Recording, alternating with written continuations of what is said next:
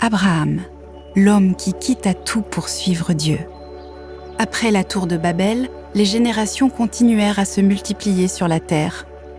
Parmi elles vivait un homme nommé Abram. Un jour, Dieu lui parla et lui demanda quelque chose d'extraordinaire. « Va-t'en de ton pays, de ta patrie et de la maison de ton père, dans le pays que je te montrerai. » Puis Dieu lui fit une grande promesse. « Je ferai de toi une grande nation. Je te bénirai, je rendrai ton nom grand, et tu seras une source de bénédiction. » Abram ne connaissait pas encore le pays où Dieu voulait le conduire. Mais il choisit de faire confiance à sa parole. Le départ.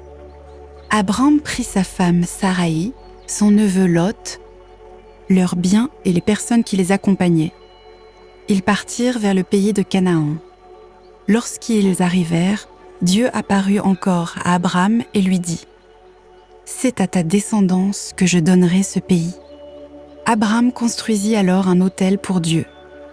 Mais une difficulté apparut. Abram et Lot possédaient tellement de troupeaux que le pays ne suffisait plus pour eux deux. Leurs bergers commencèrent à se disputer. Abram proposa alors à Lot de choisir la région qu'il voulait. Lot regarda la vallée du Jourdain. Elle était bien arrosée et semblait magnifique. Il choisit cette région et partit vers Sodome. Abram resta dans le pays de Canaan. La promesse. Après le départ de Lot, Dieu renouvela sa promesse à Abram. Il lui dit que sa descendance serait aussi nombreuse que les étoiles du ciel. Abram crut à Dieu. Mais une grande question restait dans son cœur. Comment aurait-il une descendance, alors que lui et Saraï étaient âgés et plécous, n'avaient pas d'enfants? Les années passèrent. Abram et Saraï attendaient toujours l'enfant promis.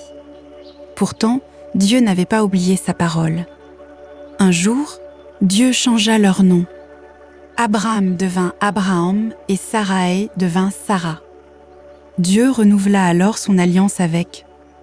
Abraham et lui annonça une nouvelle extraordinaire. Sarah aurait un fils. Abraham allait devenir le père d'une grande nation, exactement comme Dieu l'avait promis. Mais la promesse semblait humainement impossible, car Abraham et Sarah étaient très âgés. Pourtant, ce qui semble impossible aux hommes ne l'est pas pour Dieu. Un enfant allait bientôt naître. Son nom serait Isaac. Et sa naissance allait devenir l'un des plus grands témoignages de la fidélité de Dieu. À suivre. Isaac, l'enfant de la promesse. Référence. Genèse 12 sur 1 à 9. Genèse 13. Genèse 15. Genèse 17. Au Ur des âmes.